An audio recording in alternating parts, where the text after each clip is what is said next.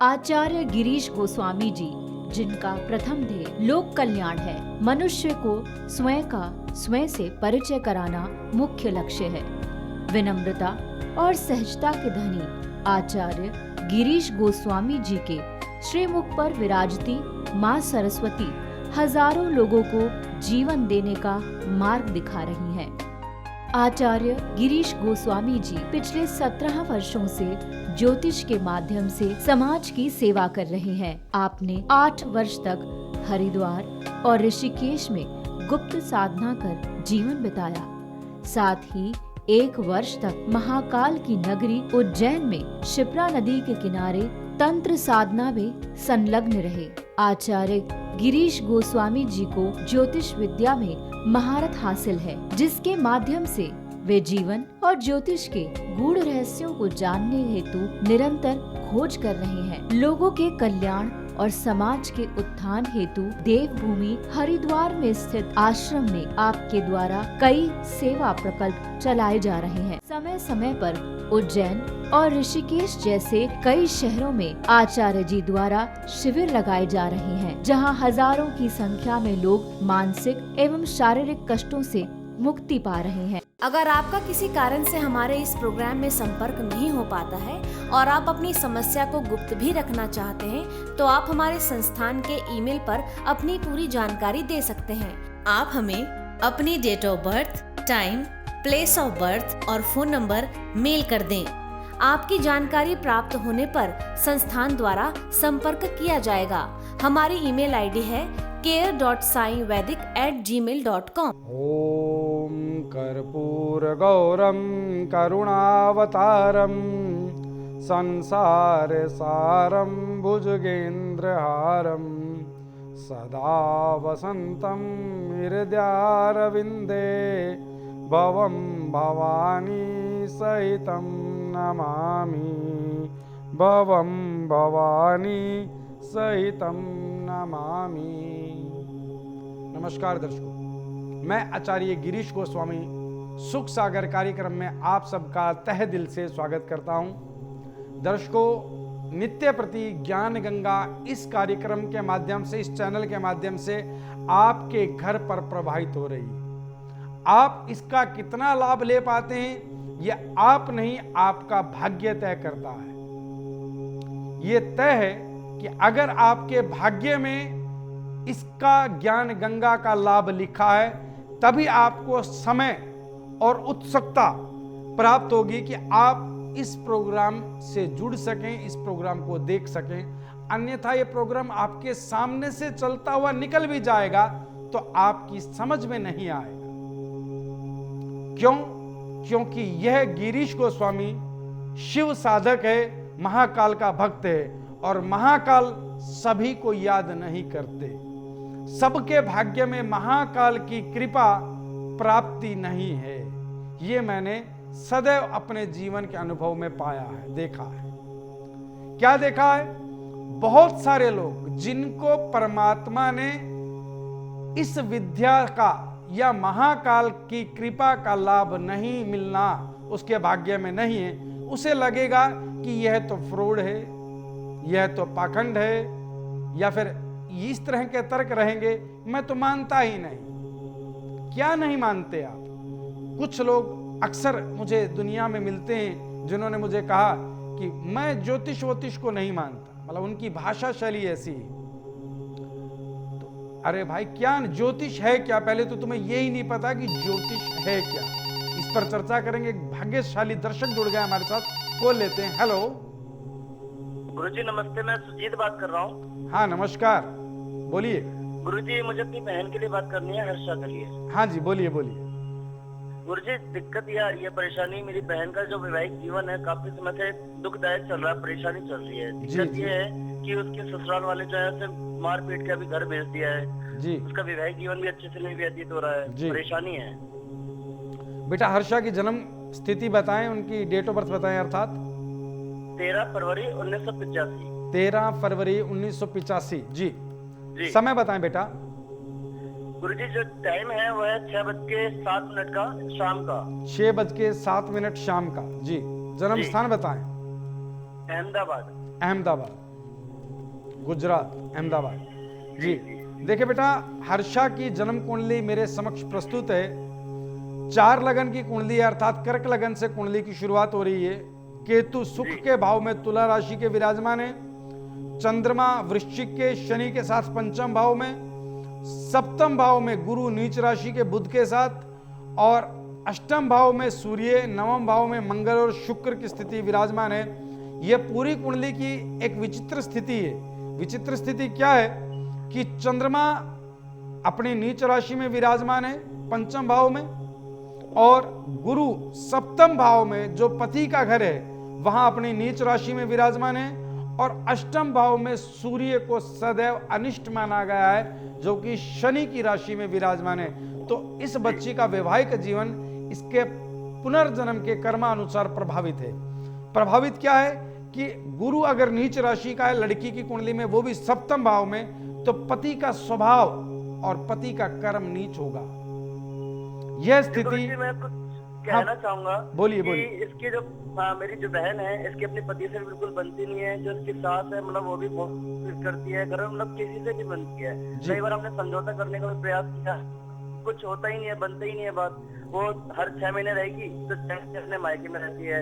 मतलब इस प्रकार बार बार हो रहा है काफी टाइम से। बिल्कुल बेटा, मैं उस स्थिति को, आप मेरी बात समझेंगे, मैं उस स्थिति को देख रहा हूं बेटा। स्थिति क्या है कि इस बच्ची के सप्तम भाव और अष्टम भाव, जो लड़की के लिए उसके पति का घर है सप्तम और अष्टम भाव, वो बहुत बुरी तरह से प्रभावित है। तो मैं आपको ये तो बता दूं बेटा कि यहां इसका घर नहीं बसेगा। उसका कारण क्या है, मैं इतने बड़े शब्द क्यों कह रहा हूं, क्योंकि फिलहाल इस बच्ची पर शुक्र ग्रह की महादशा चल रही है, और शुक्र महादशा के अंदर भी राहु की अंतर्दशा है। तो जहां इस समय इस पर वर्तमान स्थिति में जहां इस बच्ची का विवाह हो चुका है, वहां से विवाह संबंध विच्छेद होगा ही होगा। तो क्या गुरुजी इसका घर बस नहीं पाएगा मेरी बहन का? बेटा अभी तो यहां से इन्हें तलाक लेना पड़ेगा, ठीक है। लेकिन द्वितीय बेटा, मैं समझता हूं कि मैं बहुत कटु शब्द कह रहा हूं, और मैं भी नेशनल टीवी पे बैठकर इतनी बड़ी बात बोल रहा हूं। तो बेटा मैंने कभी जीवन में ये नहीं चाहा कि किसी के घर को 2 छेदों में बांट दिया जाए, 2 टुकड़ों में हो जाए। मैं हमेशा अंतिम प्रयास यही करता हूं कि वो घर बस जाए। लेकिन बेटा अगर यहां इनका घर बसा तो इस बच्ची का जीवन खत्म हो जाएगा।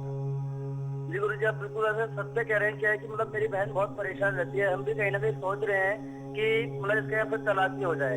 अगर जहाँ इसे खुशी नहीं मिल रही है तो क्या फायदा ऐसे घर में रह करके? आप जो बेटा चाह रहे हैं कि यहाँ से तलाक हो जाए, वही मैं कह रहा हूँ कि इनका जो जीवन है वो यहाँ खतरे में है। अगर ये अपने घर रहेंगी तो ज्यादा बेहतर है, इनका द्वितीय विवाह अच्छा रहेगा।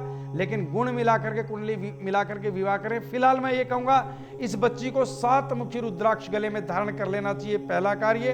और द्वितीय कार्य, एक रत्न है जिसे कहा जाता है मूंगा। मूंगा सीधे हाथ की रिंग फिंगर में, तांबे में या सोने में 7.25 रत्ती का इस बच्ची को धारण करना चाहिए। और एक मंत्र जाप नियमित रूप से इस बच्ची को करना चाहिए। मंत्र है ओम ग्राम ग्रीम ग्रोम सह गुरुवे नमः। इन कार्यों के चलते इस बच्ची का यहां से जीवन ठीक हो जाएगा, और जहां भी दूसरे विवाह की स्थिति बनेगी वहां इसका जीवन अच्छा चलेगा। हरिओम तत्सत। हाँ दर्शकों, हम बात कर रहे थे कि जीवन में जिन लोगों को कुंडली पर विश्वास नहीं है, ज्योतिष पर विश्वास नहीं है, मैं यह पूछता हूं कि वो किस वहम में रहते हैं, क्या भ्रम है उन्हें जीवन में। मैं आपको ऑथेंटिक तरीके से साबित करके दिखाऊंगा कि ये मात्र पखंड नहीं है, ये मात्र ढोंग नहीं है, मात्र व्यवसाय नहीं है, ये सत्य सार्थक स्थितियां हैं। सूर्य, चंद्रमा, मंगल, बुध, गुरु, शुक्र, शनि, राहु, केतु सब ब्रह्मांड में हैं। इनका अपना एक अस्तित्व है, और इनके प्रभाव से मानव जीवन की रचना और संरचना पर फर्क पड़ता है।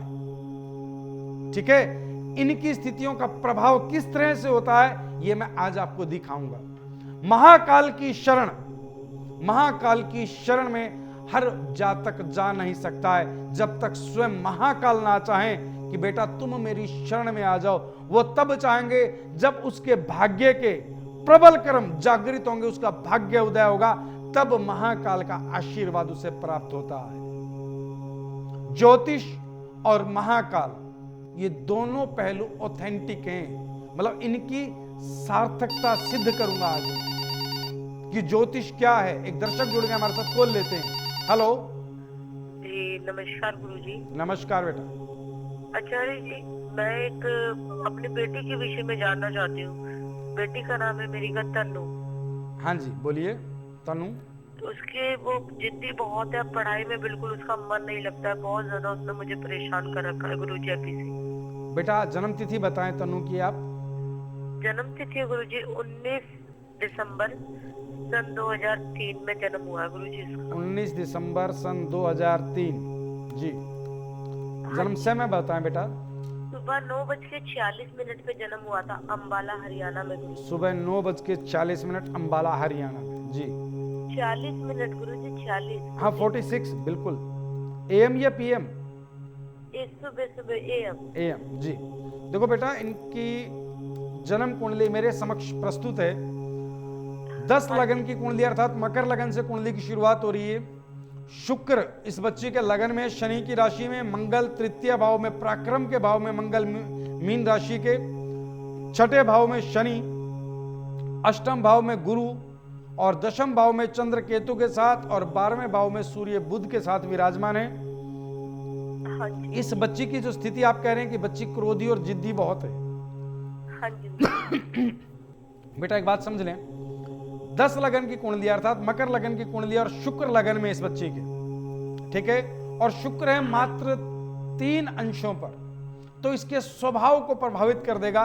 कारण क्या कि मकर लगन अर्थात शनि जिसका स्वामी है राशि का, वो इसके लगन में विराजमान है। शुक्र उसे सौम्यता, सुंदरता दे सकता था। सुंदरता तो अब भी है, सौम्यता लेकिन तब होती जब शुक्र अपने प्रबल अंशों पर यहां विराजमान होता। तो शुक्र अपने प्रबल अंशों पर विराजमान नहीं है, तो स्थिति क्या है, इसका स्वभाव प्रभावित हो रहा है। और गुरु अष्टम भाव में, शनि छठे भाव में, तो परस्पर दृष्टि बनी हुई है शनि और गुरु की। गुरु बुद्धि का स्वामी है, शनि हमारे जीवन के कर्मों का स्वामी है, दंडाधिकारी है। हाँ। तो शनि जो है दृष्टिपात कर रहे हैं गुरु पर, तो बुद्धि जो है गर्म हो रही है उस बच्ची की, हमेशा अग्रेसिव रहती है बच्ची, क्रोधित रहती है। तो उसके लिए समाधान बता रहा हूं बेटा, आप कुछ उपाय लिख लें, मैं बता रहा हूं। सबसे पहले तो यह है कि इस बच्ची को गुरु मंत्र का नियमित रूप से जाप करना, या आप माता करें उसके लिए, यानी कि आप करें। मंत्र है ओम ग्राम ग्रीम ग्रोम सह गुरुवे नमः।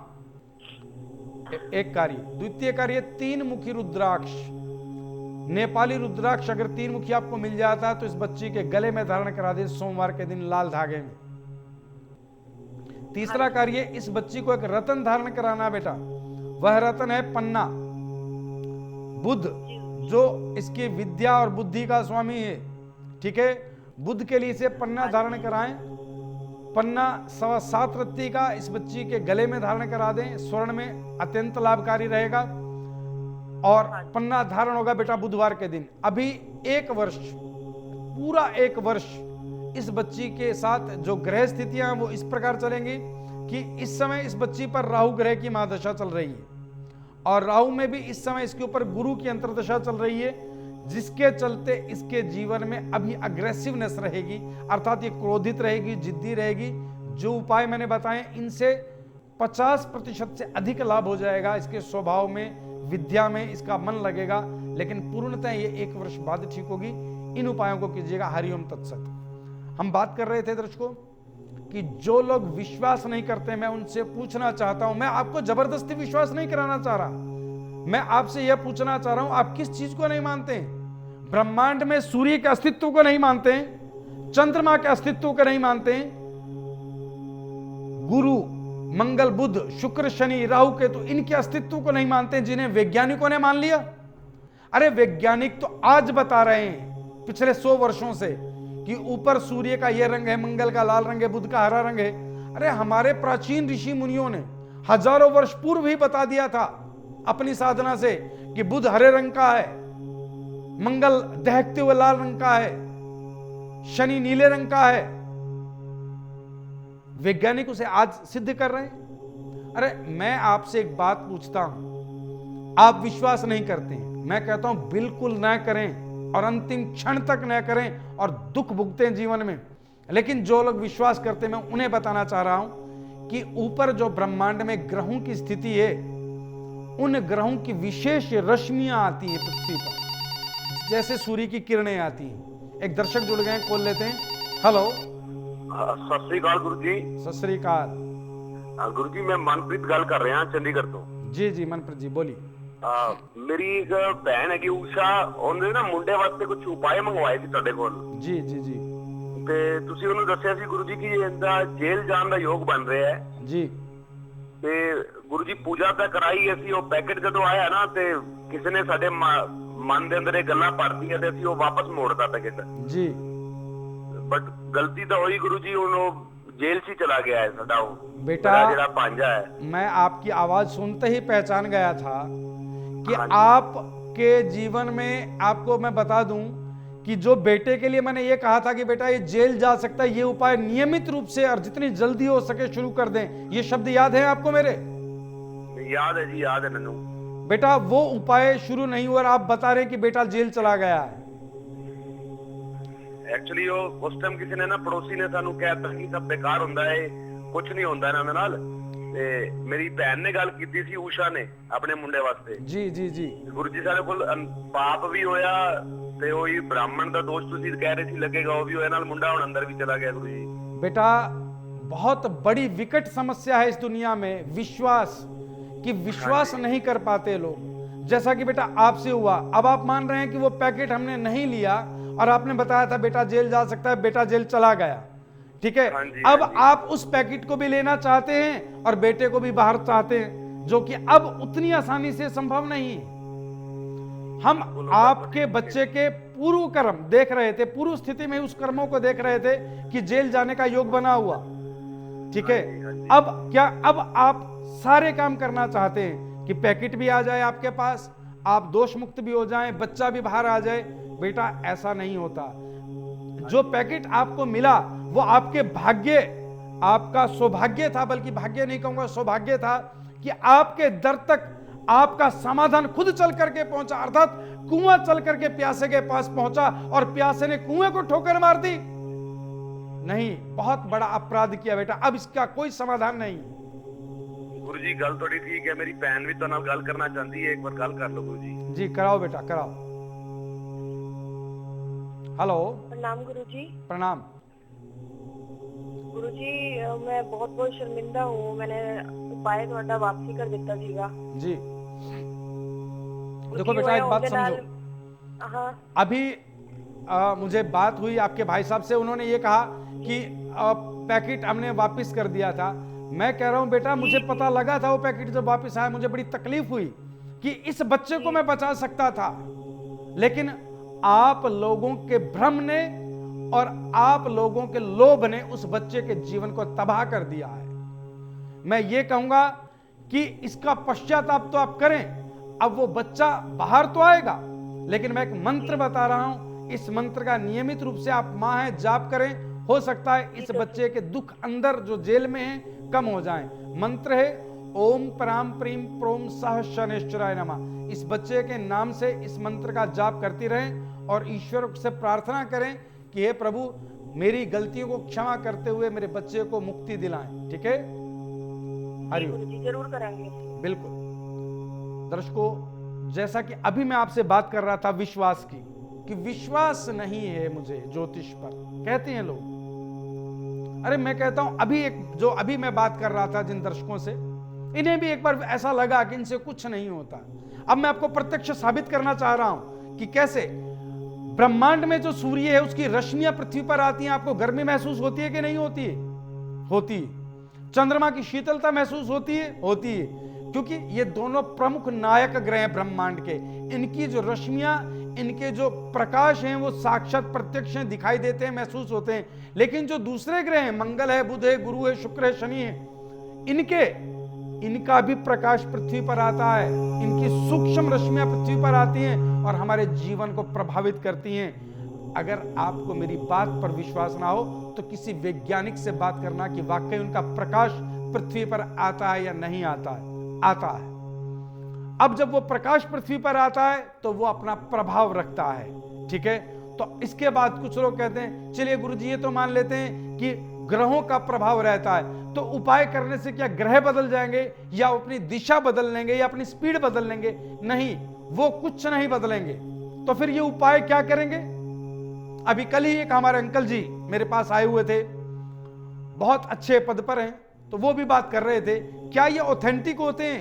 मैंने कहा हाँ ऑथेंटिक होते हैं। ये किस तरह से ऑथेंटिक होते हैं? अरे जब जिन ग्रहों की रश्मियां पृथ्वी पर आ रही हैं वो अपना प्रभाव रख सकती हैं, तो इसका समाधान भी जिस शास्त्र ने इसकी गणना बनाई, सूर्य चंद्रमा मंगल बुध शुक्र शनि राहु केतु, इनके प्रभाव को लिखा, इनके प्रभाव को देखा, तो क्या इसका समाधान नहीं लिखा उस शास्त्र में? उसी शास्त्र ने इनका समाधान भी लिखा। वो कैसे कि वो ग्रह, मैं बात कर रहा था कि वो ग्रह अपनी दिशा या प्रभाव नहीं बदलेगा, तो इन मंत्रों से, इन रत्नों से क्या लाभ होगा? वो ऐसे होगा बेटा लाभ कि जैसे आप सूर्य के नीचे खड़े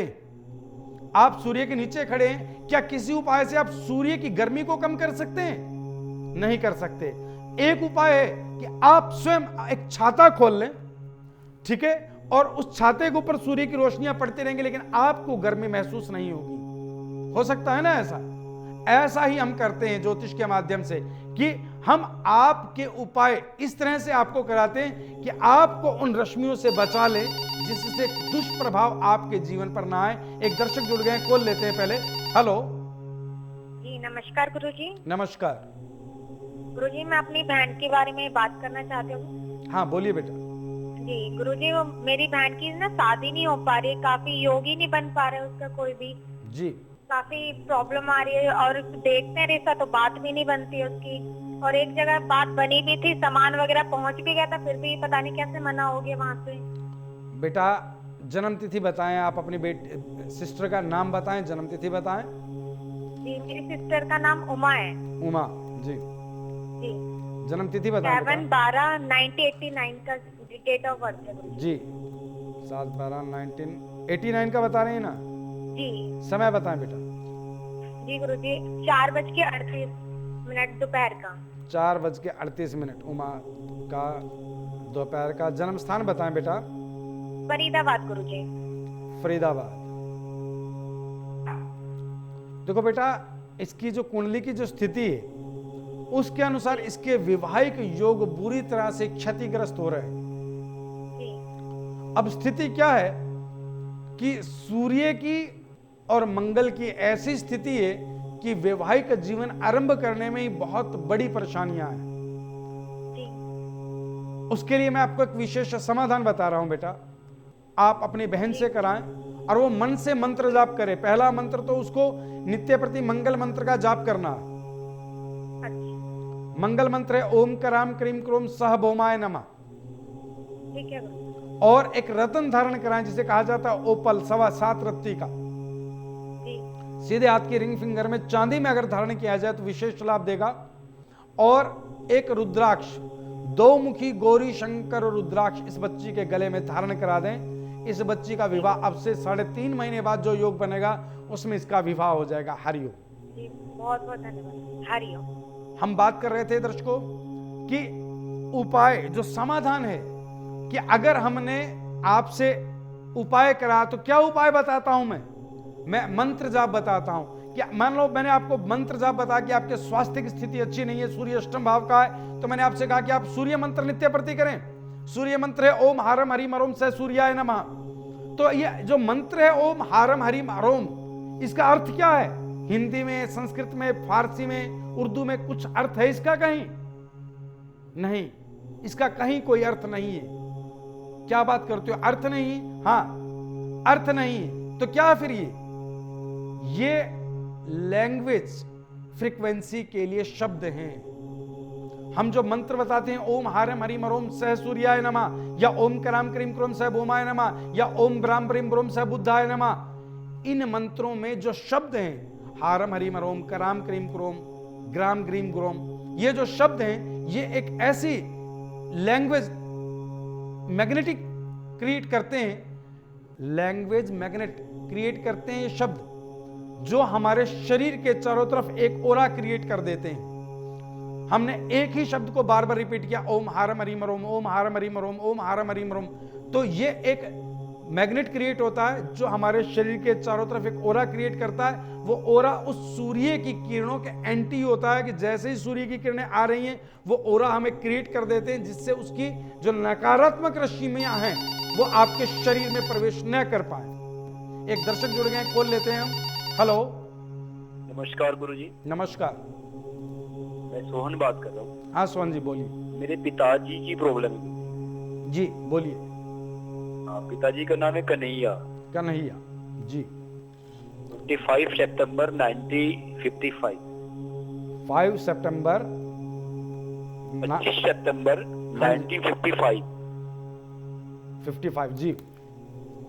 जन्म समय बताएं। 12:30। 12:30 जी। जन्म स्थान बताएं बेटा। हिमाचल प्रदेश सोलन। हिमाचल प्रदेश सोलन। इनकी तबीयत बहुत दिनों से खराब है। हमने जी। काफी इलाज भी करवाया इनका, लेकिन अच्छा। परेशान हैं, काफी घर वाले बहुत। आपकी आवाज नहीं आ रही बेटा, आप थोड़ा तेज बोलें। गुरुजी इनकी तबीयत बहुत ही खराब है अच्छा। और काफी हमने इलाज भी करवाया काफी डॉक्टरों से, लेकिन समस्या नहीं दूर हो पा रही, इनकी प्रॉब्लम ठीक नहीं हो पा रही है। देखो बेटा एक बात बता दूं आपको, पिताजी का क्या नाम बताया आपने? कन्हैया। कन्हैया जी के लिए कि इनकी जो कुंडली है वो मेरे समक्ष है। आपको बता दूं कि 8 लगन की, वृश्चिक लगन की इनकी कुंडली है, ठीक है। और राहु इनके लगन में है और केतु इनके 7वें भाव में, 8वें भाव में इनके मीन राशि है जिसका स्वामी बुध शनि के साथ 12वें भाव में विराजमान है। फिलहाल इनके ऊपर जो ग्रह दशा चल रही है वो दशा चल रही है बेटा गुरु ग्रह की। गुरु ग्रह में इस समय इनके ऊपर गुरु में सूर्य की अंतर्दशा चल रही है, जिसके चलते इनके जीवन में स्वास्थ्य संबंधी दिक्कतें बहुत ज्यादा चल रही हैं, बहुत ही ज्यादा। क्योंकि केतु 7वें भाव में है और 8वें भाव की जो स्थिति है वो अच्छी नहीं है। वर्षफल में भी शनि 8वें भाव में होते हुए भी नीच राशि में है, तो स्थिति ज्यादा खराब हो जाती है। मैं एक विशेष उपाय बता रहा हूं, इनके लिए आप नोट करें। एक तो नियमित रूप से शनि मंत्र का जाप कराएं सायकाल की वेला में। ओम प्राम प्रीम प्रोम सह शनेश्वराय नमः, पहला कार्य। द्वितीय कार्य, पंचमुखी रुद्राक्ष के 5 दाने इनके गले में धारण करा दें आप, लाल धागे में, सोमवार के दिन प्रातःकाल की वेला में गंगा जल से धो करके। और तीसरा कार्य, एक रतन इन्हें आप गोमेद, रतन गोमेद 9.25 रत्ती का धारण कराएं सीधे हाथ की बीच वाली बड़ी उंगली में, ठीक है। इन कार्यों के चलते आपके पिताजी का स्वास्थ्य ईश्वर चाहे तो जल्द ठीक होना शुरू होगा। हरिओम। आज समय के अभाव में मेरा यह टॉपिक बीच में रह गया कि सूर्य, चंद्र, मंगल, बुध, गुरु, शुक्र, शनि, इन सब का प्रभाव है और ये अपने प्रभाव द्वारा आपके जीवन को संचालित करते हैं। लेकिन मैं आज आपको एक बात विशेष और भी बता दूं कि आपकी कुंडली में ग्रह योग कहीं भी कुछ भी है, आप नियमित रूप से मेरे 3 उपाय करते रहें, जीवन में बहुत सारी समस्याएं आपकी ठीक होती चली जाएंगी। पहला उपाय तो यह है कि नियमित रूप से उठते ही अपने माता पिता के चरण छूते रहें, जिससे आपके सूर्य और चंद्रमा के दोनों की स्थितियां अच्छी रहेंगी, ठीक है। और दूसरा उपाय, आप नियमित रूप से सूर्य को जल दें जिसमें थोड़ा सा सिंदूर डाल दें। और तीसरा उपाय, ओम नमो भगवते वासुदेवाय, इस मंत्र का जाप आपके सभी तरह के दुखों को निवारण कर सकता है। ये सदैव करते रहें और लोक कल्याण में अपनी भावनाओं को बनाए रखें। ईश्वर आप सब पर कृपा करे।